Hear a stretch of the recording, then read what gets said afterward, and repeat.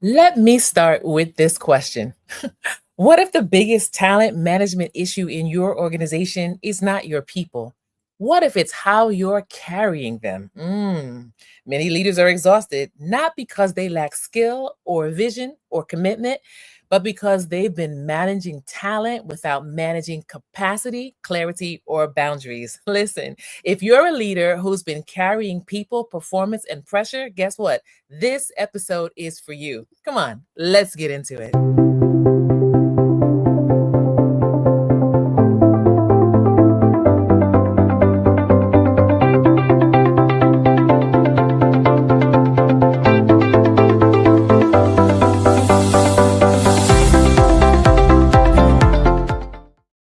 Welcome back to Transformation Station. If this is your first time here, welcome. If this is your second or third time, welcome. Whether you're watching or whether you're listening, I'm grateful that you're here with us today. I'm Adrienne Benton, chaplain, leader, host of this space where we talk about leadership, resilience, and faith. Today's topic is talent management, not from a corporate checklist, but we're talking about how leaders recognize, develop, and protect talent. Now, we have been here. This is season 3. If you have missed episode or season 1 or season 2, I want to invite you to go back and tap into the goodness, the richness, the wisdom that has come through the various podcast leadership episodes here. But I also want to take this time to say thank you. You have been most amazing. And as a result, I want to share with you some good news. Here we go.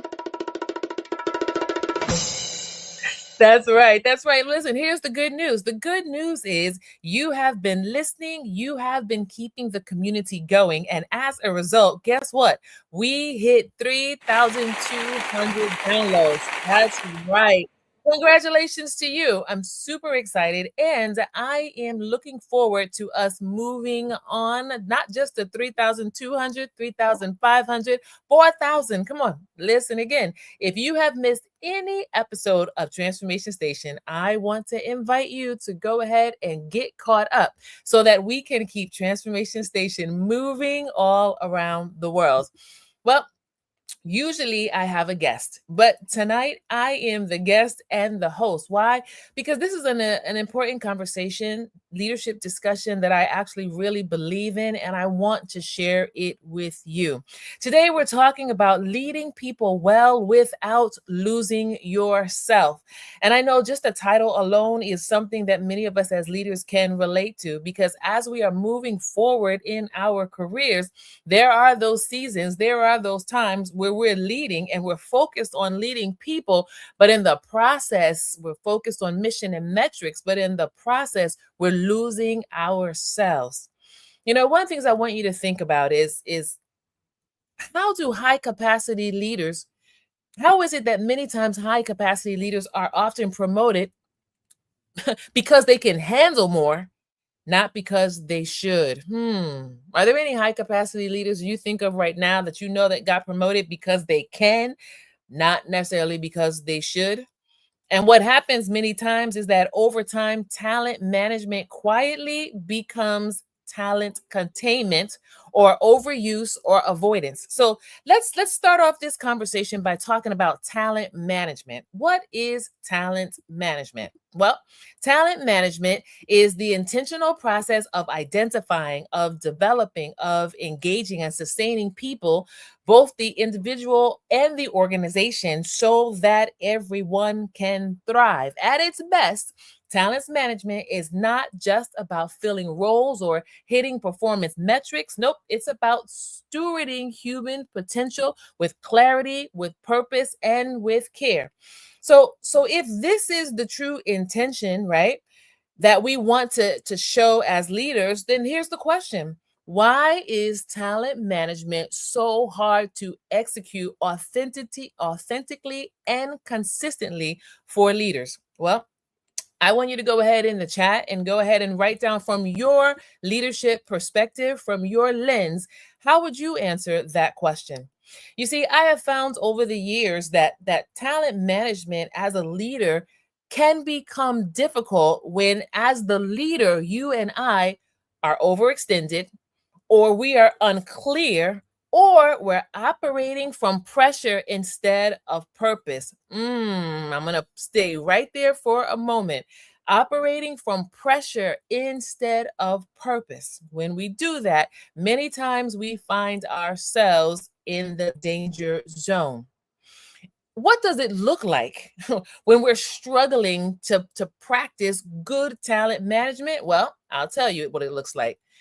Urgency many times overrides intention. What does that mean? That means when deadlines are tight, capacity is low, many times as leaders, we will default to whoever is most reliable on the team, whether they possess the skill set to really do well what it is that we're trying to accomplish.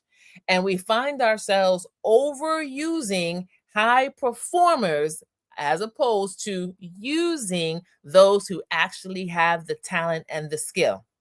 It also looks like overfunctioning will blur the lines. What does that look like? Overfunctioning looks like when a leader steps in to fix, steps in to rescue, steps in to carry responsibilities that belong to others. Ooh, leaders, have you ever found yourself giving your team an assignment, a tasker, and as opposed to being patient, letting them work it out, figure it out, get it done, let them kind of exercise some of the tension of trying to understand and learn and grow, we step in to rescue and to fix. And over time, when we do this, when we overfunction, this creates a dependency. Our team begins to depend on us rescuing instead of giving them space to grow. And I can tell you from experience that when that happens, there is a drain that begins to become permanent for the leader and the team. Okay. This also looks like fear distorting decision making. Fear of what, you might say? As a leader, sometimes we may fear conflict. Sometimes we fear turnover. You got that team, everybody's working well, somebody leaves and somebody's coming in. Fear of turnover, fear of underperformance. When we have these fears, this can cause leaders to do several things. And I want you to hear me. This can cause us as leaders to avoid honest conversation. To delay development, or to keep people on our team misaligned in roles that do not fit them. This is really important. And I want you to pause right here and just kind of do a little bit assessment. You as a leader, how are you on a scale of 1 to 5 when it comes to managing your team for the talents of the individuals that are working with you? And then finally, as leaders, sometimes we often neglect ourselves. That's right, I'm bringing it close to home. We often neglect ourselves. When clarity, when rest, when presence, like truly being present, not just showing up in the office and you're there physically, but you're actually there engaged. When clarity, when rest, when presence are missing, talent management becomes transactional rather than relational, which means you and your team are focused on survival, focused on just getting the mission accomplished instead of stewardship, instead of growth, instead of clarity, instead of true vision. So it's really important for us to stop and to recognize that authentic talent management as a leader requires for us as the leader to be grounded. It requires for leaders to be clear, to be present, and willing to lead with boundaries as much as with vision. Here we are, we're at the end of a year going into a new one. No judgment in this conversation, but this is another clear place of reflection where you can stop and ask yourself, is my leadership grounded? Is it grounded in clarity? Is it grounded in presence? And am I willing to lead my team with boundaries? Okay, so 3 very quick points that I want you to hold on to. All right, number 1, See talent clearly. The core idea of this is simply this: talent management for leaders begins with clarity, not performance pressure. Sometimes as leaders we find ourselves leading based on this: who's reliable. Right? You look around, you're like, okay, I can count on her, I can count on him. Sometimes we lead based on who won't complain. I don't want to deal with any drama, I don't want to hear anybody complaining. Let me go ahead and get this person for this assignment so I can hurry up and get it quickly, right? Sometimes we lead or we manage our teams based on who always says yes. It's easier for me to go ahead and call on Tom because Tom is going to say yes whenever I ask him. Guess what, leaders? That's not talent strategy. You know what that is? That's survival. You heard me. That's not talent management. That is survival. And many of us as leaders, we manage talent based on these things. Why? Because these are behaviors that reduce short-term risk. I don't got time for anything long and drawn out. I need to go ahead and get this mission accomplished. We need to meet these metrics. Let me just go ahead and call on this one, call on that one, get them to do it. I know they won't complain. They will acquiesce to what I'm asking. Why? Because in the short term, I can move forward. But you know what? You're defaulting to what is safe. You're defaulting to what is safe. You're leading from urgency and from a limited margin, and you're not causing your team to grow. You know, according to Gallup research says that 70% of employee engagement is directly tied to manager behavior. Listen, this is serious. According to Gallup, 70% of employee engagement is directly tied to manager behavior, not pay, not perks, not talent alone. Woo, listen. It's important for us to understand that people, our team members, they don't disengage because they're not talented. They disengage many times because they're not seen. Mercy.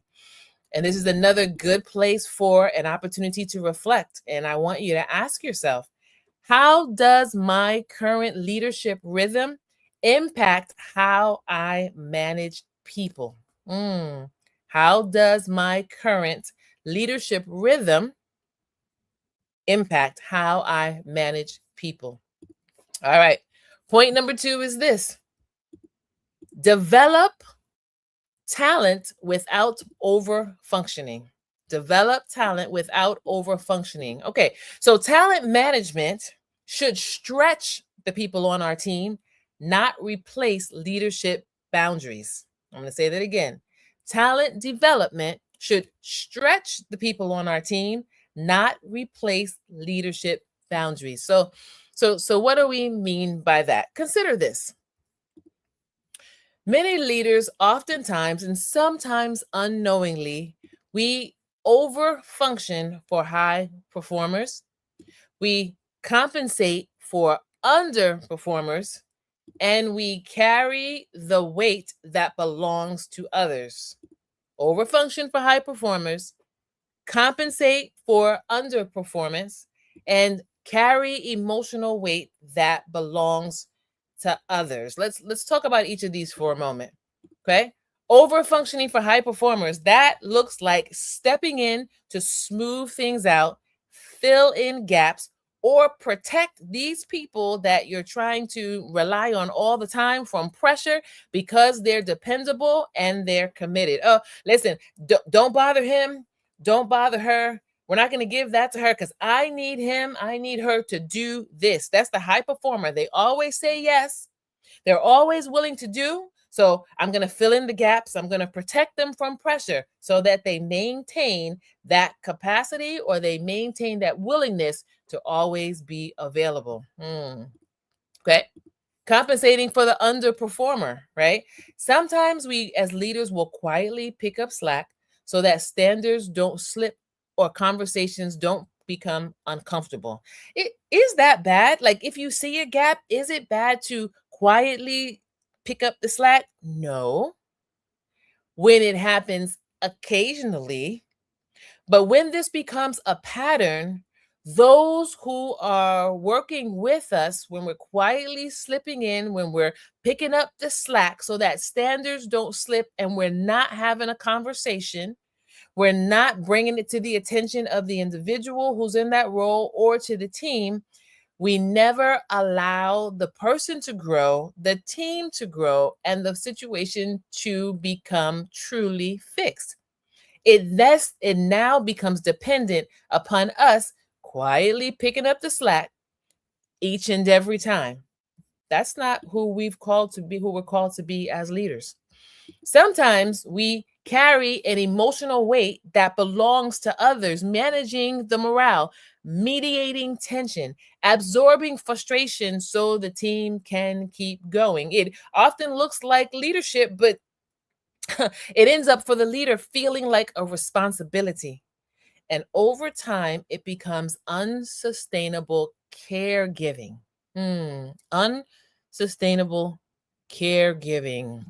Well, what's the cost? The cost many times is exhaustion. Talk about it. The cost many times is an internal resentment that we end up holding on to. The cost many times is blurred boundaries. And the cost to the team is that the teams do not fully grow because someone else is always carrying the load. Don't say ouch. Don't raise your hand, but I'm going to ask you, have you ever been a part of a team where somebody is carrying a load that they should not be carrying? Have you ever been on a team where you were so exhausted because of the cost that was coming to you to just help to get things done? Have you ever been a part of a team where there were blurred boundaries? Listen, healthy leadership does not rescue. Healthy leadership, what does it do? That's right, it creates ownership. How can you, as a leader, allow your team to experience responsibility through learned challenge? How can you help your team step into their capacity while you remain grounded and clear for the team? Harvard research reports that leaders who overfunction, who step in, who rescue, who fill in the gap over and over again without a conversation, without accountability, Harvard Business Review reports that leaders who overfunction reduce team accountability by up to 30%. Ooh, that's a big number right there. Reduces team accountability by up to 30%. When leaders do too much, teams grow too little. This is serious. Are you doing too much for your team? Are you doing too much? Is what you're doing, stepping in, over functioning, is that causing your team to be deficient in growth?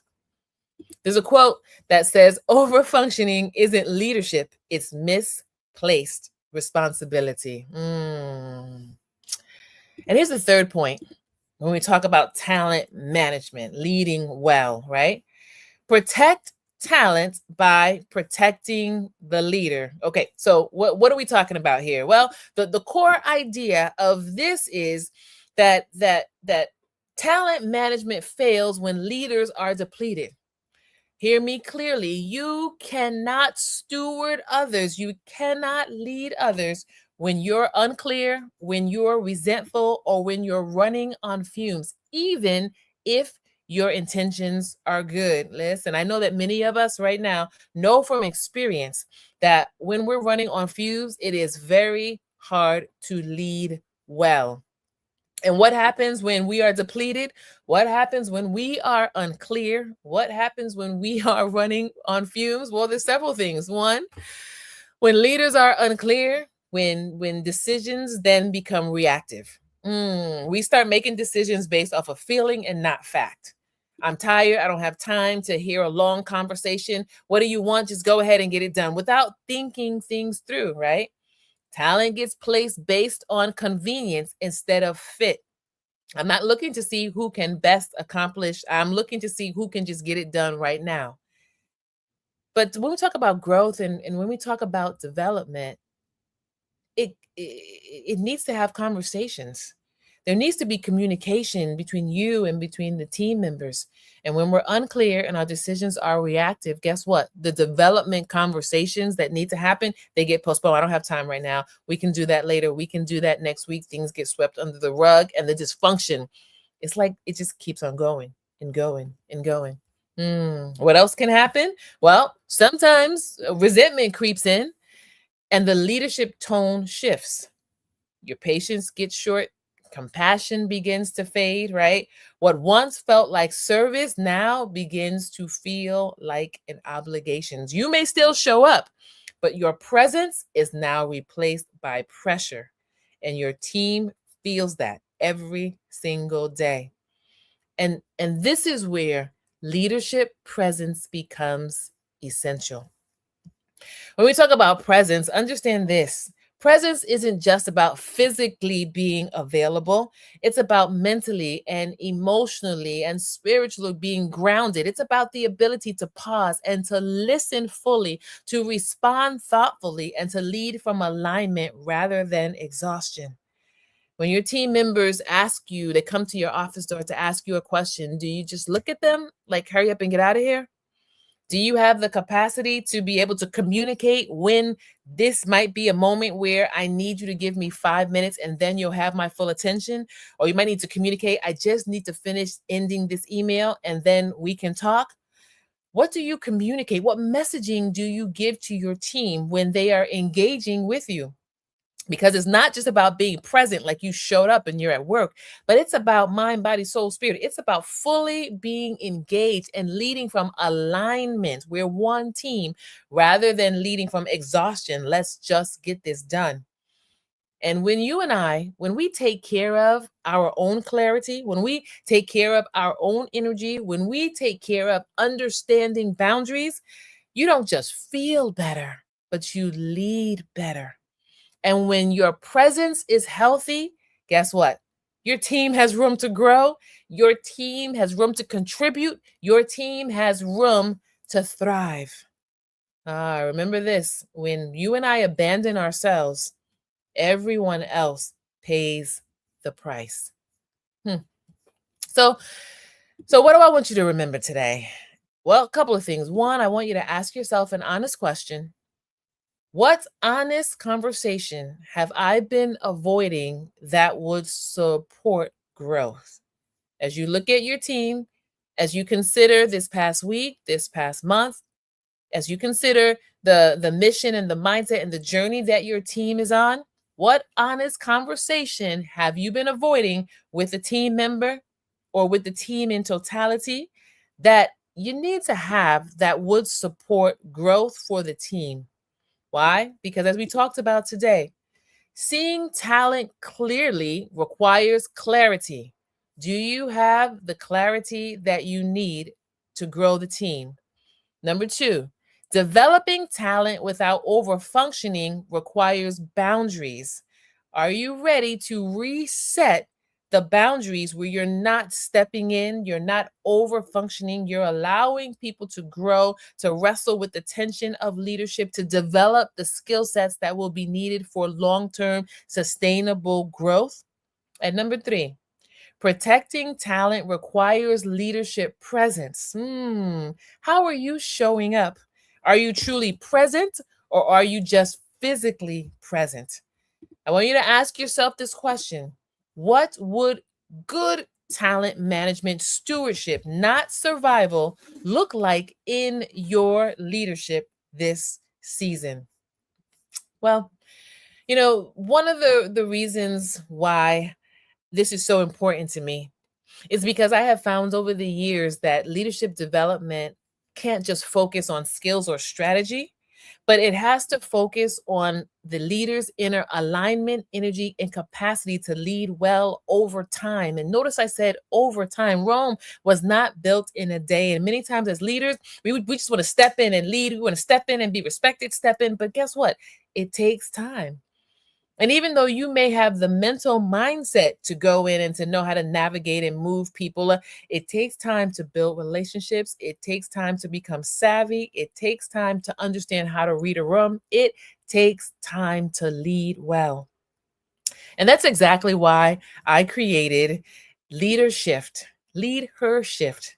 I want to tell you about something that's happening very soon. January 5 through 7. This is for all women leaders. Men will come back to you again a little bit later on in 2026. But I created Lead Her Shift, which is going to happen on January 5 through 7. And it's really going to take some time over 3 days to focus on the leader's inner alignment, right? We're going to talk about moving from survival to stewardship so that as leaders, we can lead well without losing ourselves in the process. January 5 through 7, 2026. Registration opens this week on December 24. It's going to be 60 minutes. You can invest that 60 minutes for women leaders who are ready to lead without overworking, who are ready to reset boundaries without guilt, and who are ready to walk forward without forcing themselves, but just to walk forward in confidence, right? And I know that this resonates with you and that there are women in your network, women leaders that this will resonate with as well. And so I want to invite you to invite them to join us January 5 through 7, 2026. While we're waiting for the next couple of days for registration to open, I want to invite everybody. This is for all leaders, men and women, all leaders who want honest leadership conversations, faith anchored support, growth without performance pressure. I want to invite you to join me today. You can join me right now on Facebook Mobilizing with Impact. We have a new leadership group called Mobilizing with Impact Collective because we're a collective group of leaders. I would love for you to join me there. All right. Well, listen, I want you to remember this as we turn the corner on this conversation. Here's the deal. Leadership does not require you to carry everything. Leadership requires you to carry what's yours and to steward the rest of it wisely. How can you do that starting today? I want to invite you to share this episode with another leader in your network and talk about how we can move forward with growth without performance pressure for our teams by leading well. So until next time, lead with clarity, lead with boundaries, and lead with presence.